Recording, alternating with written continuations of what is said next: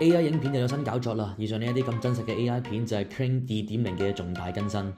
今次多 AI 就用香港電影做實測，同你比較下同之前有咩分別啦。我哋用 Kling 整咗個攝影師幫 VR 影相，仲要擺埋 pose，你可以見得到個分別。1.6同2.0新版嘅手指冇咁容易出錯，都加埋攝影師同燈光，理解能力係提升咗唔少㗎。跟住睇下九龍城寨龍捲風啦，你會見得到新版本叫佢跳舞係順暢好多㗎，仲要留意下右上角連風扇都識得轉埋添，所以成個整體效果係提升咗唔少㗎。之後就到咗無間道呢一個名場面啦，你見到2.0嘅話，佢可以射出花出嚟，但係1.6咧係連子彈都射唔出啊！之後就睇埋破地獄最後嗰幕啦，2.0你會見得到同真嘅好似係冇分別咁，同1.6真係爭天共地啊！之後就係情緒表達功能啦，你會見得到紫霞仙子，我 prompt 咗佢話要佢喊到眼濕濕、皺眉、嘴唇震晒，好悲傷。除咗最尾滴眼淚，其他嘢都交晒功課。跟住就要講佢嘅新功能 Swap 啦，佢可以好方便咁將鐵達尼號入邊嘅 Jack 要 upload 張 Iron Man 嘅相，就可以變成同 Jack 一模一樣嘅動作同姿勢。